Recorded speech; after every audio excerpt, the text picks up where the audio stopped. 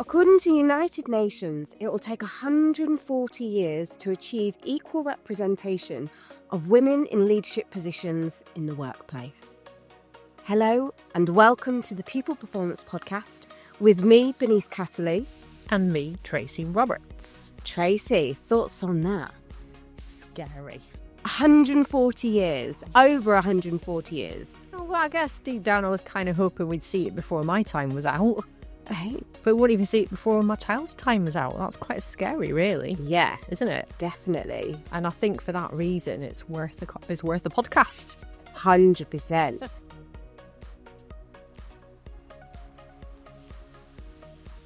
I think just looking at that stat alone is 100% links into International Women's Day, which is on the 8th of March. And when we take a look at the theme this year, that stat 100% ties into the importance of accelerating action. Absolutely. But Tracy, would it be right in saying that with this podcast, we want to look at things slightly differently? Yeah, it's such a fine line to walk, isn't it, when we have these conversations? Because I guess my experience of coming up through leadership has been quite diverse, quite different, always in male-dominated spaces. I can see its challenges and I've experienced them and I'm happy to share some today. But I also think that we have a responsibility as women to grab hold of opportunities and maybe not look so far into the numbers sometimes and just basically focus on what we can control, as well as creating allyship, which is super, super important. I've always been someone who's tried to not get bogged down in the negativity of things, because there has been things that have moved massively forward. Yes, it's scary, 140 years, but there's been some great stuff going on. And I just think today we can look at some of the reasons why the great stuff has been working and maybe where we've got some gaps and some pauses, if you like.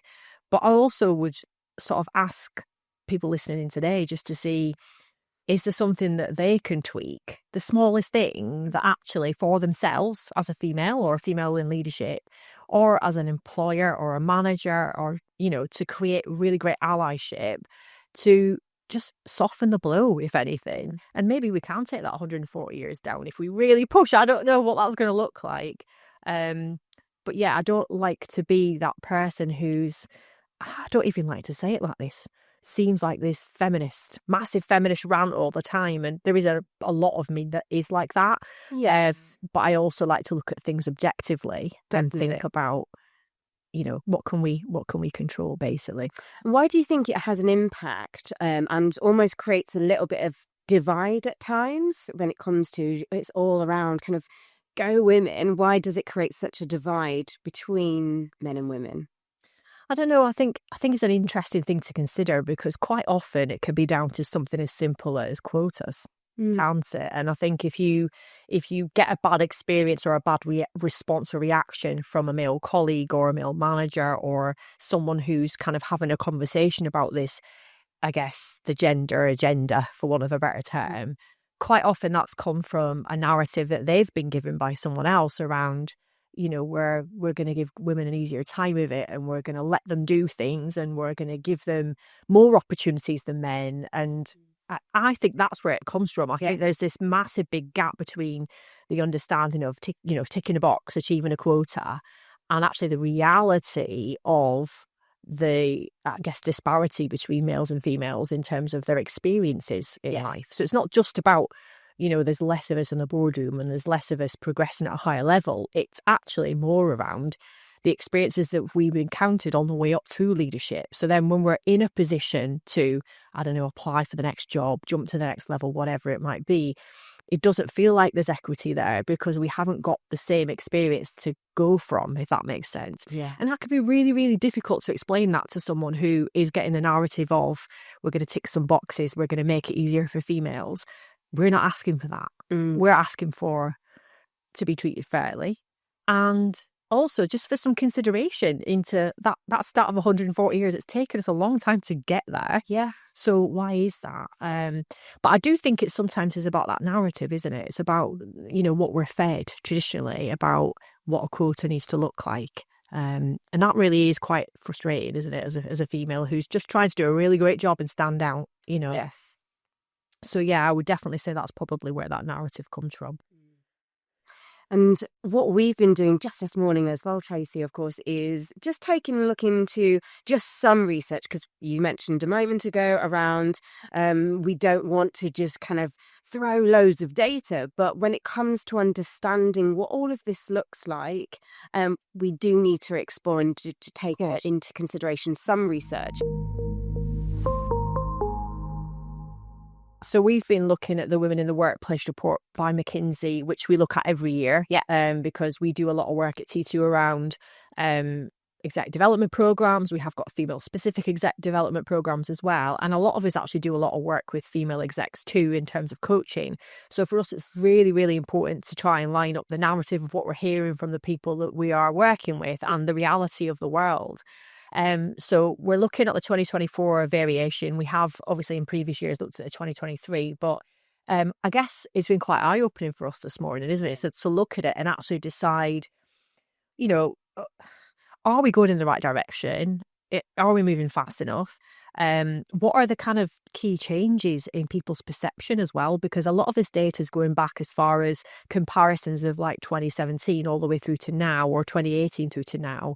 And actually there's some things that even you and I have questioned and gone, I wonder where that is the case now. And obviously we've gone through a period of a pandemic, etc. So there's going to be some things play a part in that. But for us, it was really interesting just to see that a couple of things that stood out to me was there's still a declining commitment to diversity, which is interesting, isn't it, really, overall? And that women continue to see their gender and race as barriers to advancement. And these are key statements that come out of this. So for me, being able to go into the detail and look at some of the things that are transferable across males and females and how things are, very marginalised, but also what's changed in the last, I don't know, in some cases it's 5 years, sometimes it's 8, it's 10 years. Yes. And why is that the case? That's what I'm thinking. So let's jump in. So if you were to start us off with one of these bits of information that sparked our curiosity. So one of the things that I picked out, which I thought was interesting, was the declining commitment to diversity. Okay. And for me, this was a percentage of companies that said that gender diversity are a high priority. And in 2017, it stood at 88%. So 88% of companies in this survey said it's super important and we're going to make this a priority, which is a really high percentage, isn't it? And then we fast forward to the end of 2024, and that's dropped by 10% already. And it's declined generally over that period, in very small kind of spurts. And I guess the other thing that then jumped out at me then was that from a manager's perspective, so manager commitment, so this is maybe people who are looking at opportunities for females and championing them, becoming an ally, all those things, that definitely took a little bit of a hit as well. So in 2019, they saw diversity for females as a high priority, about 67% in 2019. That's fallen to 57%. So there's a massive difference in what we were focusing on then and obviously where we are now. And that makes me quite sad, because I think it should always be our priority anyway. I mean, 67 and 57% is not a big amount of managers to be completely invested in diversifying the workforce and seeing the benefits of kind of gender equality and all those things anyway. But to see it decline even more makes me sad. I think that's the only word I could use for it, because those are the people that potentially are championing females in the workplace. Yeah. Becoming, if they are a positive ally. If only half of the people that we work with are managers that are leading in the workplace, and this, sorry, I have to reference that is in reference to the male colleagues as well, that then tells me that there's not enough effort being put into seeking out the opportunities in terms of female leadership and development, if that makes sense. Because if only half see that as, though there's a bit of a gap there, I mean, actually, we should be looking at why that person isn't applying for the next role, or why are they doubting themselves more than others, and how can I make this recruitment process equitable for this person? Yes. Then it just makes me concerned, really. And I suppose the curious question is, why has that happened as well? So for it to go down by 10% in regards to the commitment to be able to prioritize and just have awareness and focus on some of these things, how has that happened in a short space of time, really? It's 5 years. It's 5 years. So I guess the other thing as well is just to point out with the gender diversity from a manager's perspective. So even with the females, even as a female leader, it was sat at 67% of female leaders were going as a priority, and that dropped to 63. Yeah. So even females are not putting it high on their agenda, and that's in a 5-year gap. It just made me think, is it a case of we feel that we're not seeing the results quick enough, so it doesn't become a priority? And this is the thing about all of these subjects. This is not going to be something we can fix in a year. And it just makes me think, is that because we've looked at the quotas, we've looked at all the opportunities to kind of change some of our processes, and we don't feel like we're making any headway. So kind of like the effort slows. And maybe some of it's our processes and procedures. I don't know. I'm trying to make a link between. Yeah, I think, is there also consideration, so 5 years ago, and then just looking at, I think something that I can observe as well is we went through this huge pandemic. I know for me, I was kind of working within a HR team, and all of our priorities completely shifted and changed. We were definitely actively, I suppose we had a lot more time to prioritize on certain initiatives like inclusion. For some organizations and businesses, is it that, tying back into what you said there, Tracy, we're not actually seeing specific differences, or how do we even measure this? So therefore, naturally, some of the priorities or some of the goals that we have as an organization have shifted and changed, because we're back to normal now, post pandemic. What even does that mean? Sound right, yeah. And there are some organisations, or like you say, they're classed as being almost back to normal. Some are still, sectors are still struggling. But you're absolutely right. I think maybe it's because during that period we were treading water.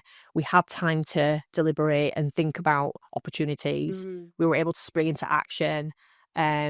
We're probably trying to re-engage our workforce a little bit more because we're virtual as well, and we're putting a lot of effort into it. And I guess now we're getting to that critical point. And I guess maybe that's even played a part. Businesses have had to put their energy and efforts elsewhere to get back to normal. Yes. So a lot of funding and money and energy that's been going into initiatives such as this one that we're talking about now, gender equality, becomes less important, as we're trying to claw our way back up to normality, if you like. So yeah, it is interesting just to think that that's not necessarily making headway.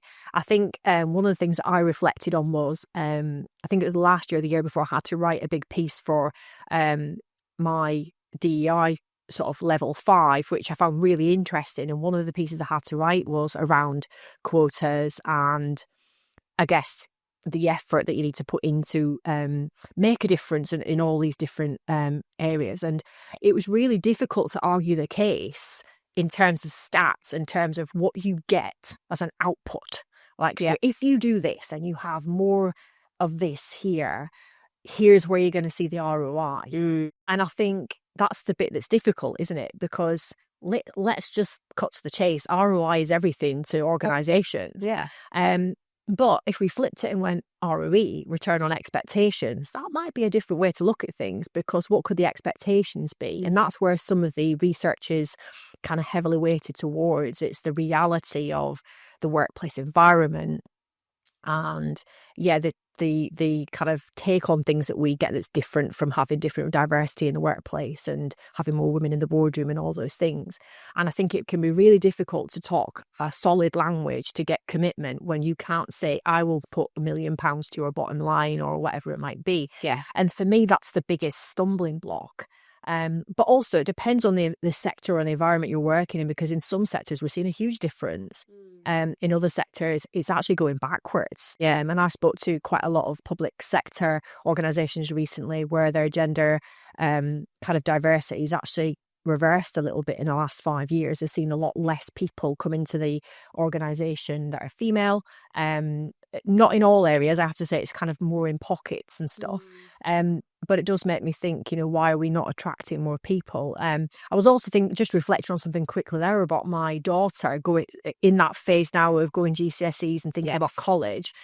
And when we went to a careers fair the other week, how different it felt, because people that were advertising STEM related jobs, they were literally trying to drag her in, and it felt a bit courty, if you like, because you could clearly tell they wanted to try and encourage other females to try these things. And where my daughter might not have been interested in some of them, it was quite good to see that there was a positivity in terms of, let's have a conversation about this stuff, because actually you might not think it's naturally a role for you. Yeah, I'd like to challenge that. And I did quite like seeing a lot of female representation there as well. But then there's the call to come into the role, and then there's when you're in the role itself. And I think there's a bit of a gap still with some organisations as to the support or the allyship that you see when you're actually in the organisation. That's just my take on it. And I guess one of the things that we did want to cover today was avoiding the unintended consequences of diversity and false progress and tick boxes. And that's all the things that leads back to the beginning of why do we think people don't invest and don't buy in. It's a bit of it can be really, really hurtful to what we're trying to achieve. Yeah, and I think if we don't have that understanding on, I like how you put it, Tracy, what's the return on expectations? If we don't have the clarity around that, could that be why we try and build and put an incentive in place, or we set up like a women's networking group or whatever it might be, or maybe we're doing some we're looking at pay and we're kind of doing some analysis around what that looks like. But if we don't have the right understanding on what it is we're trying to achieve, or what is it that we're trying to change here, is that then why it doesn't have an impact, or even actually kind of creates even more of a divide, or even damages some of the things that we're trying to focus on? I think it can, and I think I've definitely experienced it in workplaces I've been in previously, where almost you're trying not to get into an argument with male colleagues about some of this stuff, because the perception, and I almost understand why they feel like they do sometimes, because they're being fed this narrative of we've got to tick boxes and we've got to reach quotas. They're not necessarily sharing the same experience as us. Yes. So I've had a conversation recently around in another organisation with some female leaders that we work with around why they don't want to advance and why they don't want to take things forward.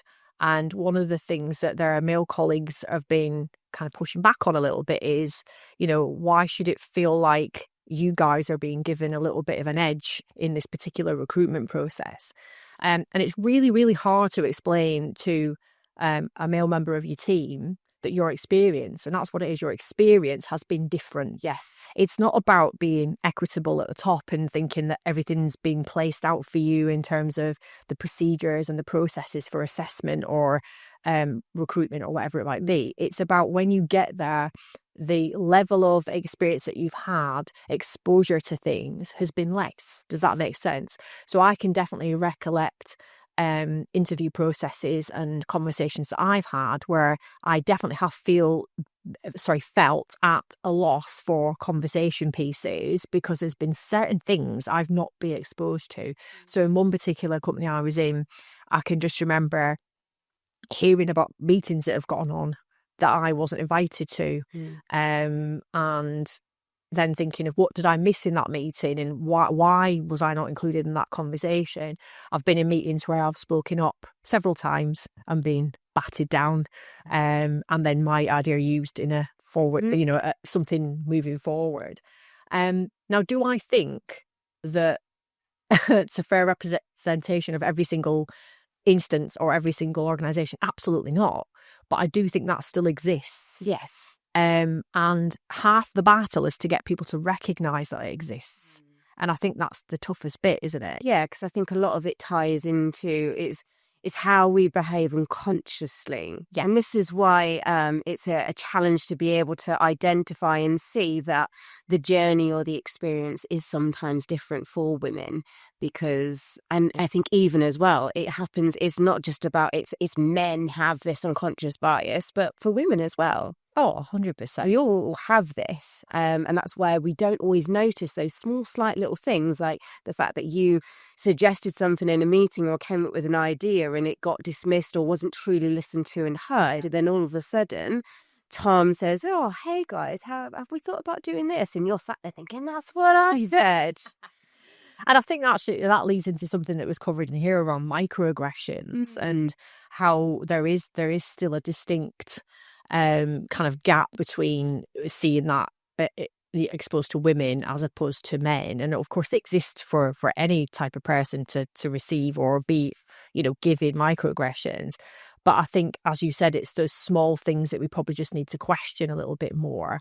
Some of it comes from a narrative of what you've how you've been led sometimes as well. I mean, if I think about when I first left the forces, there were certain things that I'd experienced in the forces that I then took out with me. So I was at the opposite end of the scale. I was like, okay, I'm going to go in and I've had to shout really loud to be heard where I was.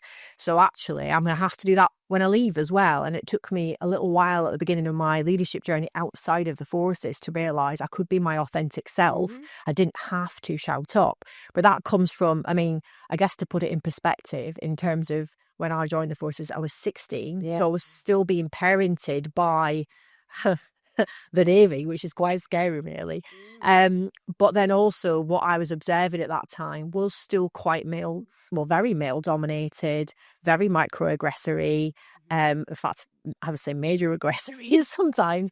Very much females kind of like not really in some specific roles because there were females. We'd only just been allowed to go to sea because apparently we couldn't sail before then, which is quite funny, really. And then I guess for me, it was the experience then I saw it the other way around. I felt like I was sort of proving my point by just doing a good job. So I remember when I first went in to do that particular role, there wasn't many females that did that role.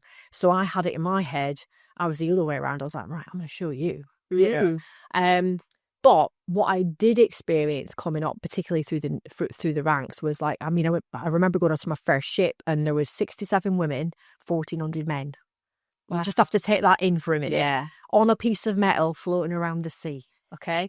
I love how you describe. No, moving along in a piece of metal. But on the flip side of that, was my job really specialist? Yes. Did I have the ability to advise the command and them to listen to me? 100%.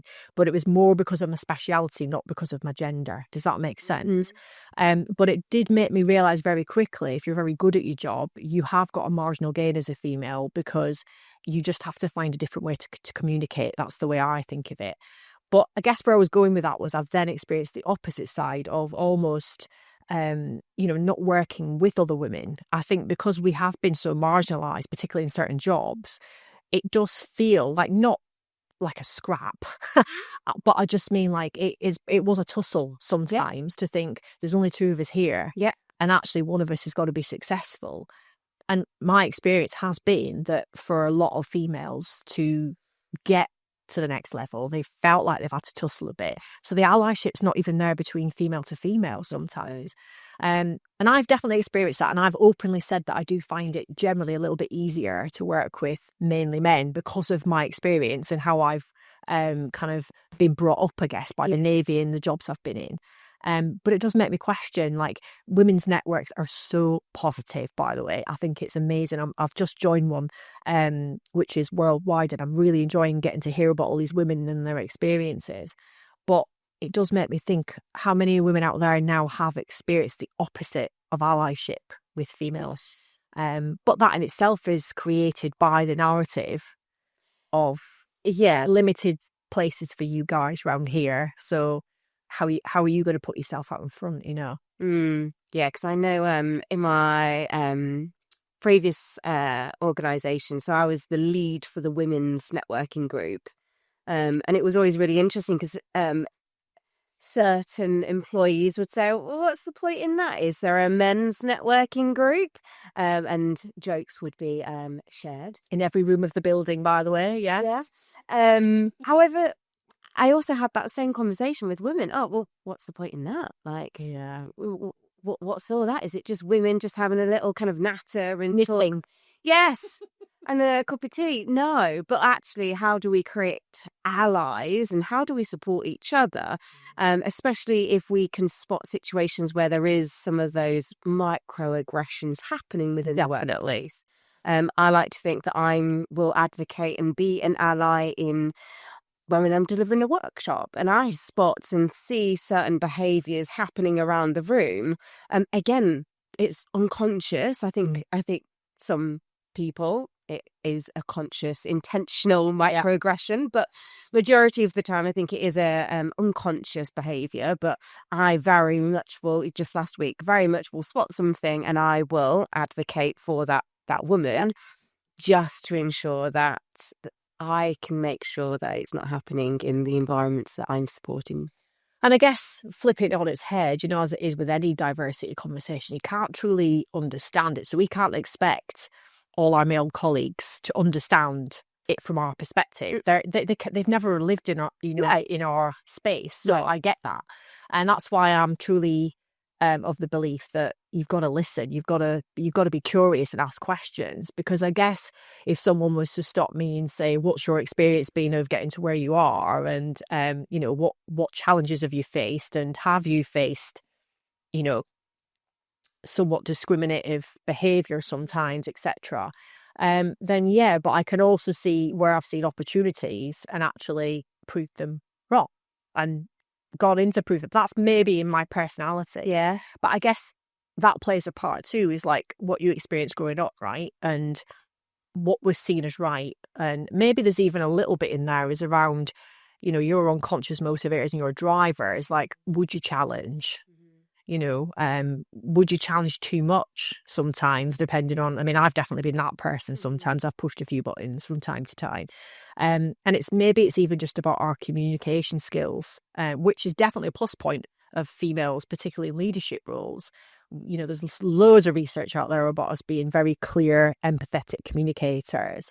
But I guess one of the biggest things that we have to go against is this fact that masculine leadership styles has always been a bit of a barrier for us, because the minute we step into a space and have to level up in that sense, then it doesn't have the same effect. So the words that are used to describe us in that role are definitely not the words used to describe a confident male. So if we talk about, use the words, they're masculine leadership styles. So tell us more about that.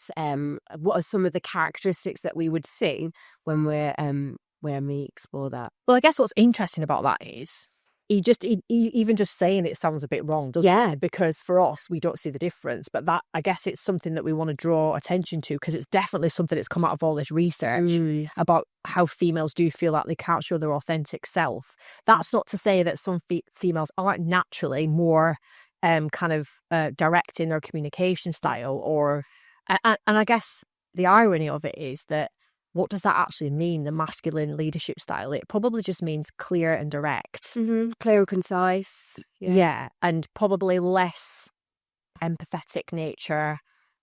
Doesn't at any point in any of this research say there's no support going on. It probably just doesn't, even just that statement kind of doesn't make you think of high challenge, high support. It makes you think of high challenge. Does that make sense? Yeah. Whereas I guess for women, we are naturally, our characteristic, and this is obviously very generalistic because we're all very different, more inclined to think about the other person. We're more inclined to be we, not I. Yeah. And as a consequence of that, people will see that sometimes as maybe us being too supportive. Yes. And that's not for every individual. But I guess if you're going to use true directive leadership, if you like, one-way transmission, then from what I experienced, particularly the forces, you didn't even bat an eyelid. Okay, clear instruction, I know what I'm doing, I'm going. And the minute that you put a woman into that role and they are that way, they get all sorts of words said about them behind closed doors. Yeah. And that's always a frustration for me, because you're doing the same job. Yes. It just doesn't seem to, I think gender traditionalism was the statement that we just saw in here. Like, what do you expect of a particular gender? And that can cover so many different things. Yeah, and I think, again, it's so fascinating and interesting when you do look at those communication styles, how you can demonstrate and display very similar traits and characteristics. However, how it's perceived is actually going to be very different. And I read an article once that said when it comes to women, we often have to, in order for us to be assertive and provide that clear and concise message and for it to be received respectfully, we need to be assertive but warm. That's interesting, isn't it? Very interesting. And I think I'm very conscious if I am given maybe clear and concise. I like to think that I'll try and be conscious to think about my tone. I'll have the smiley face in. But that's it. Yeah. There's research that suggests that there was one study that was done. I think they actually videoed people and shared. It was the same message, but based on tone and facial gestures, they found that it was received much better if that woman was conscious of her gestures and how she appeared and sounded when she was delivering the same message that a man said. I think that's absolutely fascinating. It backs up some of the conversations that we have here around our vocal and physical image. Yes. And women are, on the whole, more naturally going to be expressive in one way or another. And some of that is tone and expression and your vocal image, so to speak. Some of it is your facials and your use of space and all those things as well. And I think that's a really interesting thing to land on, isn't it? Because sometimes I think, going back to this piece about, there was a really great article I read this morning about some women giving up the next rung or stepping out of business because they felt like the thing that actually was the straw that broke the camel's back was, I cannot embrace my authenticity in this role or the next. And I think it's really sad to hear that, isn't it? But it kind of is linked to that. It's like, okay, I'll be seen in a certain way, I'll be heard in a certain way, I have to adapt. And everyone's got to adapt their leadership style, their communication style. But I guess on the environment you're in, do you feel like you're 100% like, I always think of it like this, or if you're having to go in and play a part at work, imagine how exhausting it is to be in character all day. Yeah. And I think for some leaders that we coach here, it feels like that because they're, I don't know, let's say they're very, very naturally directive, and we're saying to them, look, you've got a whole lot of people working for you that are amiable, and you need to be coming halfway with them and using a little bit of different language. It's really exhausting. So I can't imagine what it would be like to be, well, actually I can imagine, because I can remember one job I was in feeling like I was having to act differently all day. And a lot of it was around what was expected of me. And I just think that's absolutely fascinating because we are naturally more expressive. So I do wonder, there's probably lots of stats out there that prove that, what we think is written on our face, which can be good and bad. Of course. But, does that play a part? Because all the research states we connect with people as a female more naturally, usually. Is that because there's authenticity coming through, or is it because we show how we feel more easily? I don't know. But can that also be quite a bad thing? And I guess if you were going to go to the opposite side of the stereotype or the gender traditionalism of a female, softer, nicer, kinder, fluffier, all those things. And guess what? We're not all wired like that. No. And I think that's an interesting thing to think about, because one of the things that I liked about this study was there was a lot of things that kind of stood out that were like obvious, but a lot of stuff that was like, oh, that's actually does seem, this one here. So women continue to experience more competence-based microaggressions than men.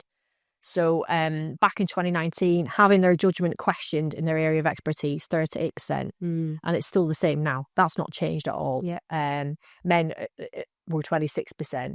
And being mistaken for someone at a much lower level than they are. This is something I've definitely experienced in my career. For men, it was like 9-10%. For women, it's 18%. So it doesn't sound like a huge amount of difference, but it is. Yeah, in comparison between men and women. 100%. And then being interrupted or spoken over more than others. This is absolutely, I could probably recall a million of these examples. Women in this state, 2024, 39%. It was 50%.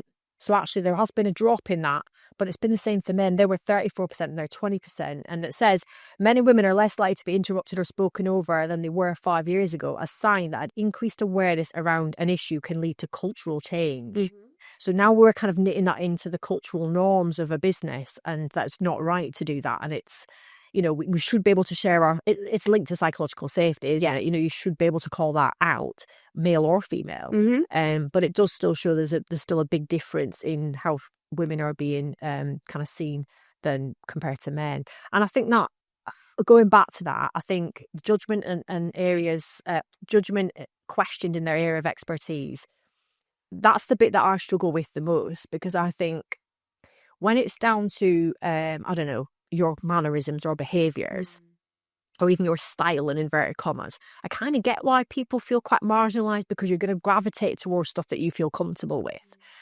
Therefore, if you're a little bit soft and fluffy in your language, then and you're quite direct, then obviously that's going to feel very different. If you're actually quite a, supportive, assertive leader, and you lead with your support, and you have a female coming in who feels like they need to get to be, seen differently, and they're kind of stepping it up a little bit, then you're still going to see that as that doesn't feel authentic and it feels uncomfortable. But when it's someone's area of expertise, I have a problem with that. I have a really big problem with that, because what is it that tells people that, you can have an expert level of knowledge, and just because you're female, you're not going to be listened to the same as a man? What is it that drives that behaviour? And obviously some of that's going to go back decades in terms of, and I guess in some ways there is that kind of conversation around, in certain roles, especially if we consider C-suite roles and things like that, where we've made a big inroad, but it's not big enough, then is there still that question mark over the experience we've gathered as we've gone up? Does that make sense? Yes. Yeah. And I think there's unconscious bias has a part to play again. Yeah. In all of it.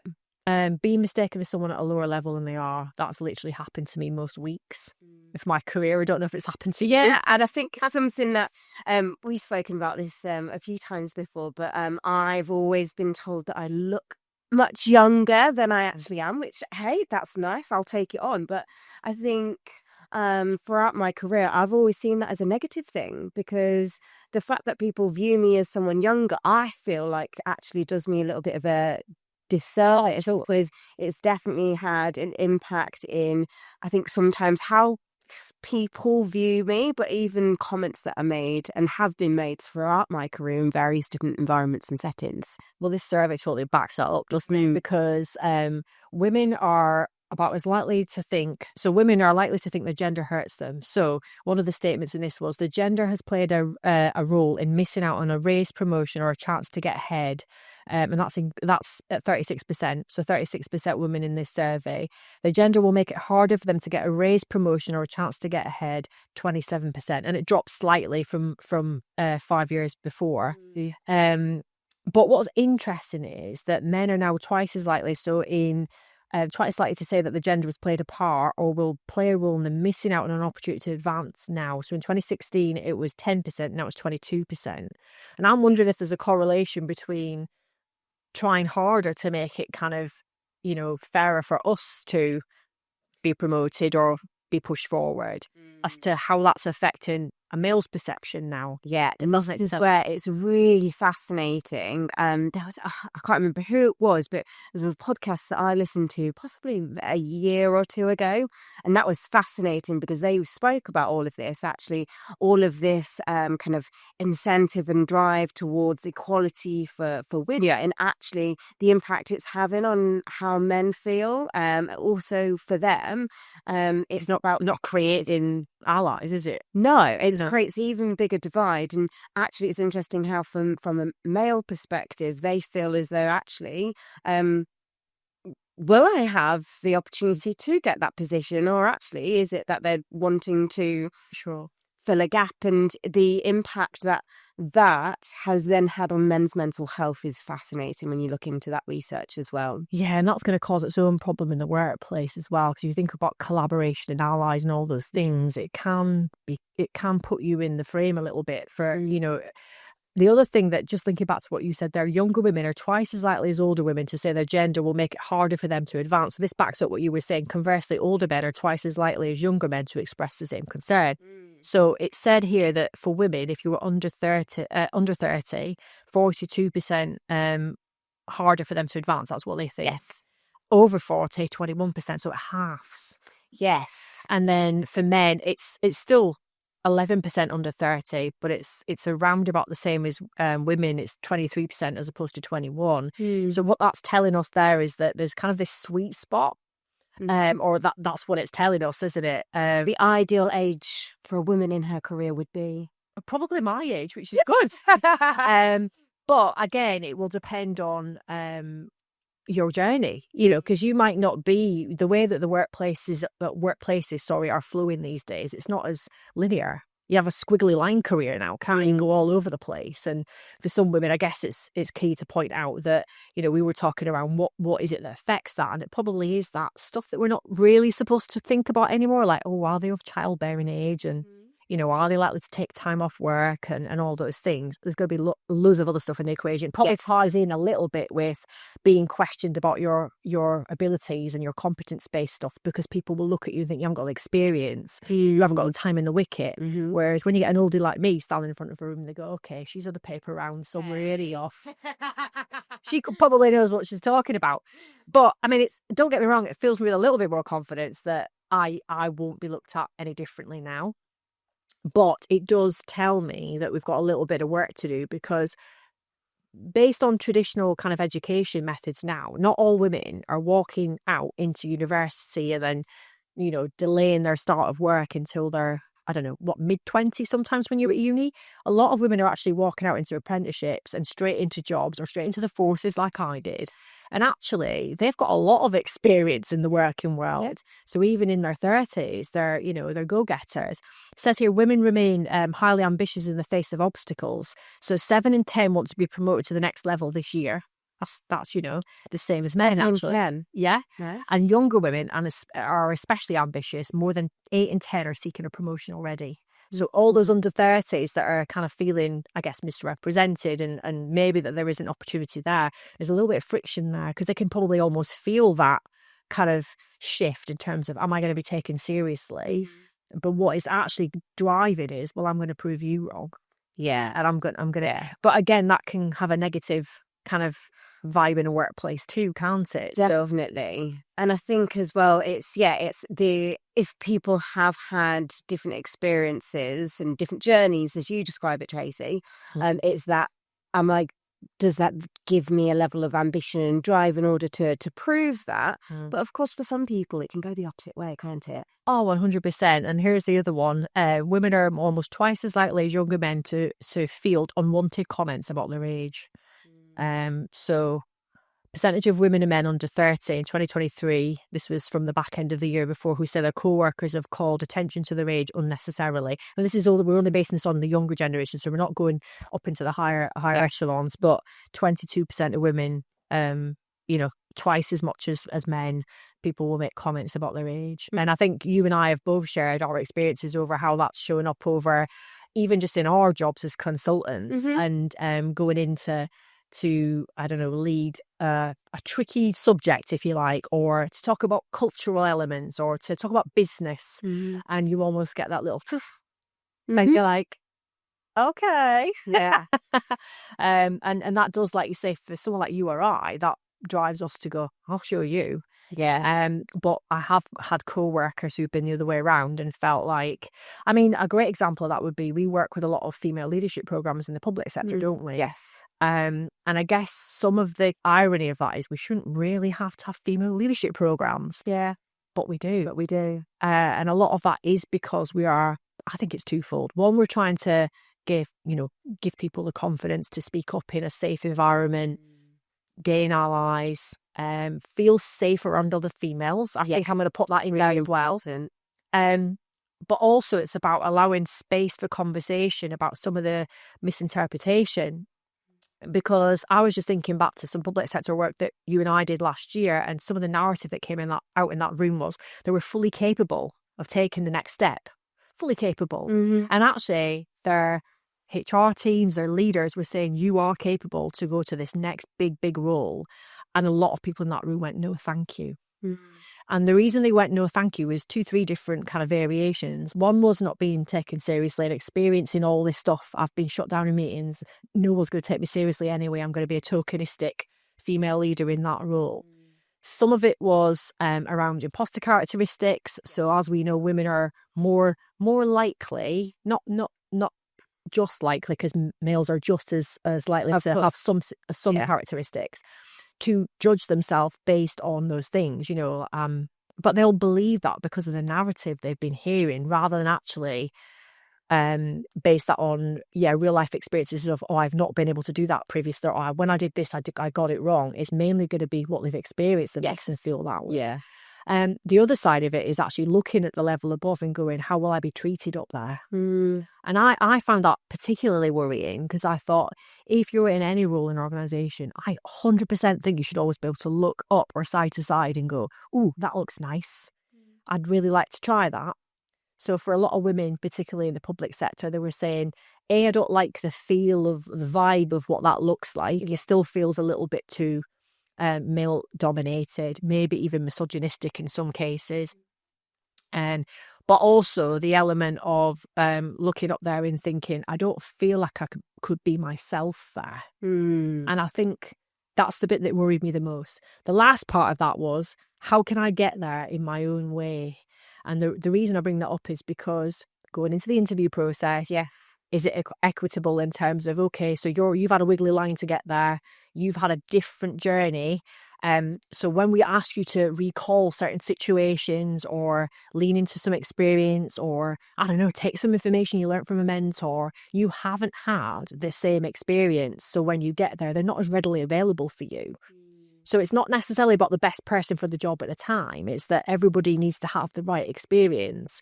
And when there are a few little gaps, like, there haven't been as many female mentors for me to work with, or, I haven't been given an opportunity in that role at that time in my career, because back then there wasn't as many women doing that job. I've been given this particular role, and it feels like I was given that role because that role went to that male colleague. There's all these different experiences. So when we get to the assessment centres or the recruitment process, they don't feel like they have the right narrative. Does that make sense? Or experiences. And that's the bit that I really sort of like connected with that. I thought, I don't think I've ever really saw it like that. You can go in and you can be brilliant at your job. You can be a subject matter expert. You can give textbook answers, as you should do. But when they ask you for your opinions and your thoughts and to dip into previous experience, if you haven't had the same journey, then you haven't had the same journey. Yeah, but then research also shows that if a woman feels as though she hasn't had enough experience, she wouldn't even apply for the job in the first place. And that's a stat that's been thrown around for a few years now, and probably quite a few people have heard that one before, but that's really interesting in itself. Yeah, and does that then create this gender divide in the workplace? Because actually women, if they see a job and think, I don't hit every single one of those criteria, elements of the criteria, I'm not going to apply. Whereas naturally men are able to look at that and think, yep, I've done that. I've got experience in X, Y, and Z here. Not done that before. However, I think I've still got a chance here. Let's apply and see.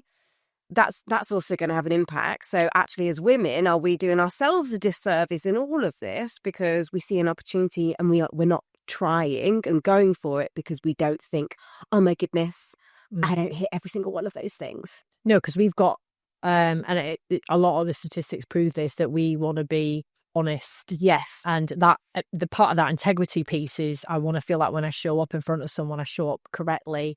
I'm not fudging my story, because I want to be authentic. I want to be authentic, but also then because they haven't. So as an example, one of the pieces of research I read, and I think it was the same one you were talking about, where if there's 10 things on a job description and a man sees that there's 5 of them that he hasn't got experience, he might go, oh well, I either will come up with a great example or I'll go speak to my mentor about it. Yeah, a female would go, there's 2 there that I definitely haven't had an experience of. I don't have a mentor. I can't give you an example. Therefore, actually, does that mean I'd be rubbish at that job? Yes. And I think that's the difference. And I don't like the term imposter syndrome. It's characteristics. We all suffer from it in some shape or form, but we do recognise it because of experiences we've had in the workplace. A lot of women do suffer from it more often than not, because the question mark is always there of, do I know enough about that? And a lot of that isn't just your knowledge, it's about the conversations you've had, the support you've got. And I think for me, the allyship bit there is important because it links back to what we're saying there around only about 50% of leaders, male or female, are actually thinking this is a problem. Yeah. And if they're the people that are going to push you to take the next step, what should they be thinking about? Well, they should be thinking about removing some of these barriers. Yeah. And some of those barriers are creating those mentor, opportunities. Yes. It is listening to what's being said by the individual, the experiences that they faced, because I think we can imagine what that feels like, but until you're in those shoes, you cannot say, and I'm sure, by the way, there's loads of guys listening to this right now who go, as a male, I've been constantly shut down in a meeting before. Yeah, of course. 100%. But that might be something that sticks out in your head, from a previous role or when you were more junior. This happens a lot to females. So if you can times that by 100 and imagine what that feels like when you leave that room and you think, it's not just about not being heard, actually. It's about, it just doesn't feel like you're an equal part of the team for that reason. Yeah. And I think that's the big thing. And then you've got to think about how that then kind of displays itself in real life, in the workplace. If that's how you feel in a meeting, and when you come back to work in the office or to collaborate with people, how does that affect your confidence there as well? But for me, it's really important because there's lots of things in the equation there. There's type of environment you create as an organisation. That's a big thing. And we work with some brilliant organisations. Yes, we do. So I have to call, so many of our, I'm not going to name anyone because that makes me look like I've got favourites. And I do, but some of our clients, I look at what they do and I think, wow. Yeah. And there's one particular organisation we're working with at the minute that have just basically put, I think it's 2 brand new females into the most senior roles in the organisation, but they've earned that. And everybody in that organisation celebrates that. Yeah. And I love that. Yeah. There's other organisations where they're taking a positive step and providing these female kind of networking groups, which again can be taken positively or negatively. Yes. I've seen the positive effects of it. I'm part of one. And the reason that I like being part of one is, I know it sounds really stupid, but it's not even leaning in for support a lot of the time. It's being uplifted by other people's wins. So I've learned that actually just to sit and take in what some of these women are doing in places where you'd never guess they'd be doing stuff, makes me feel more confident. Definitely. Because even at my age, in my safe space, by the way, of the age I'm in, apparently, Perfect age to be in an organisation, can I still sit there and think, am I 4 or 5 years behind where I, thought I would be? Which sounds weird because I'm exactly where I need to be here. But I think I've missed opportunities in my career because of those things. I haven't had the right mentor. I haven't had any mentors sometimes. When I have had a mentor, it's been male, it's been from their perspective. So how can we make that focus in our organisation? I think if we get it right and people feel like they're being heard, it doesn't feel like a ranting group anymore. It feels like, okay, let's share some experiences and actually let's tackle this positively. Yeah. So we're not being seen as, going back into the business and, being ranting feminists. Yeah. Which, by the way, that's totally fine as well. But the point I'm trying to make is then we bring people with us. Yes. And I think the right organisations create those ally groups. They create those ally mentors. They challenge people to think differently about their behaviours as well. Because it can just be, that's the generation you came from. And I definitely experienced that. I think because of the age I'm at, I'm dealing with people who stepped into leadership back end of the 80s and 90s. They're a little bit older than me. Yes. And they've always done things a certain way. And actually, sometimes when you educate them and bring them with you, they're almost quite shocked at how that might be heard at the other person's ear. Does that make sense? And then even this kind of like whole piece around, diversity and, why it's good to have a female in the senior team, why they think differently, how we communicate differently, why that's a positive. I think until you actually get into that deep conversation with someone, they probably don't think of it like that. Yes. We just hear, women bring a je ne sais quoi to the organisation. Yeah. I actually prefer that to saying they bring nice soft skills. Because je ne sais quoi says it could be something else. And also as well, I think that's a discredit to men as well, that some men don't have good soft skills. Because of course we see that they do. Yeah.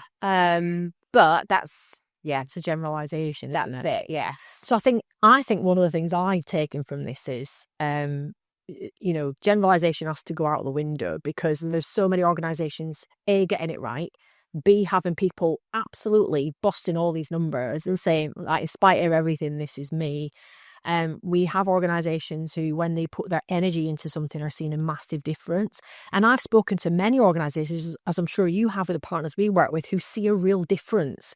So by having that diversity in some of the senior positions, and even down in the sort of entry positions, they're seeing a real difference in how we see the world. Yeah. The worldview changes in an organisation, and actually we start to challenge and get better results as a consequence. Yeah.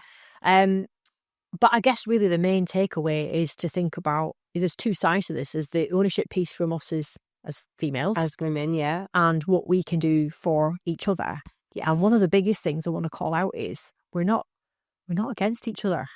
No. We're with each other. That's it. And I've definitely worked in organisations where that's not felt like the case. And it's been seen that, yeah. Yeah. We need to get over that. 100%. And it's all about how can we come together in order to drive improvement and change. Absolutely. And I guess for those of you that are listening now who are managers, who are male allies, or people who, want to show up like an ally, think about those things that you can do to really make a difference to the women in your organisation. Whether it is you just haven't been curious enough. Like ask more questions. Definitely. Make less statements, ask more questions.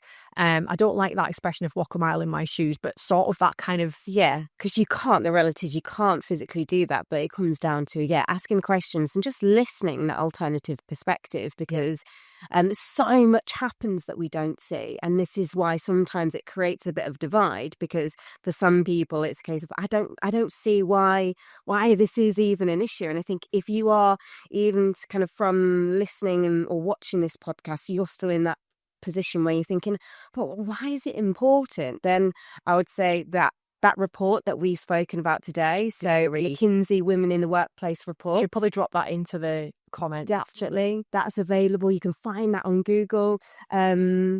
A book that I would definitely recommend reading. So if you are a woman, or there's a woman in your life, if you have a wife, if you have a daughter, if you have a mother, and you care about this, then The Authority Gap is a fantastic book. The very first chapter alone just talks through around a lot of research, not only just in women in the workplace, but just in all different areas and aspects of life, because that 140 years that we spoke about at the very start of this podcast, that's specifically to women in leadership. So it could take over 140 years to get equality for women in leadership.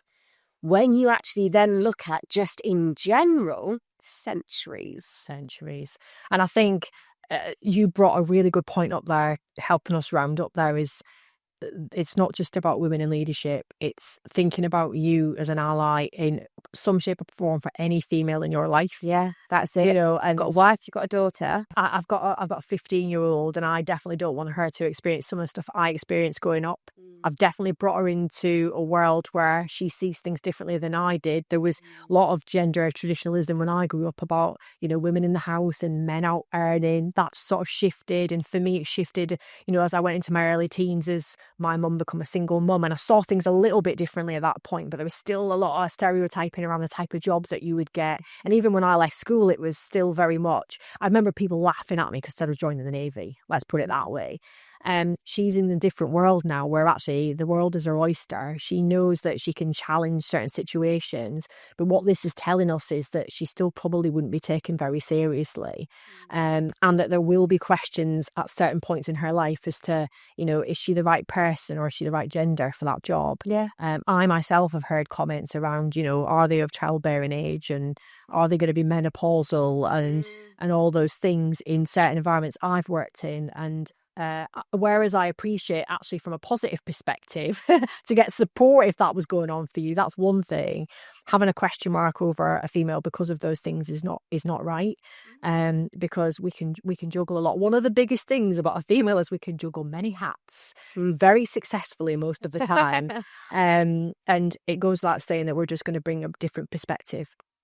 So I think I would kind of encourage people to think about what they do in their organisations, what they can do for the people in their lives. And, it's not a HR initiative. No. It's a nice thing to land on.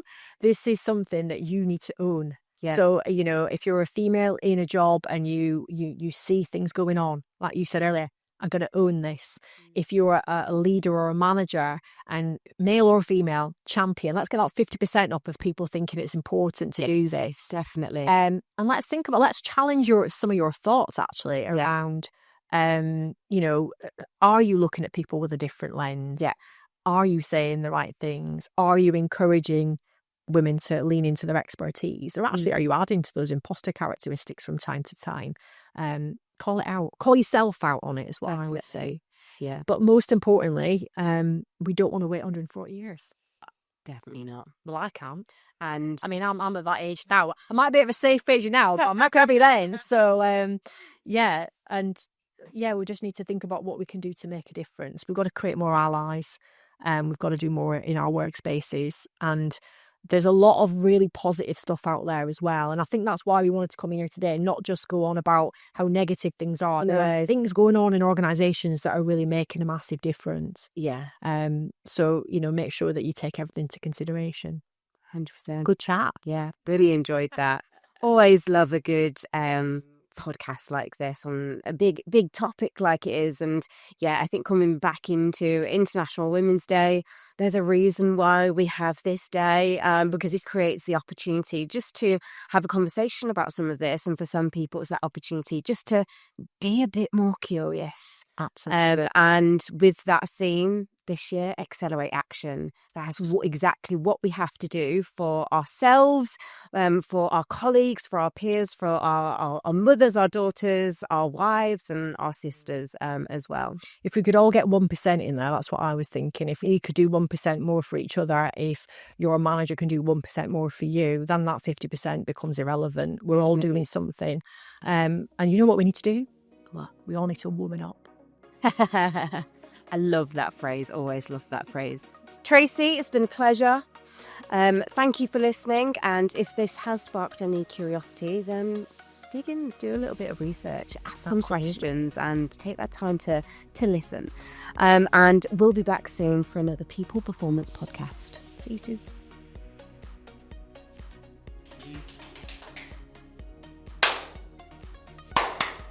Thank you. You're welcome. That was allyship. Do you see that? We have supported each other. That's the only clap we're going to get this week as women. We could probably use that song. Let's clap for women. Let's clap for women.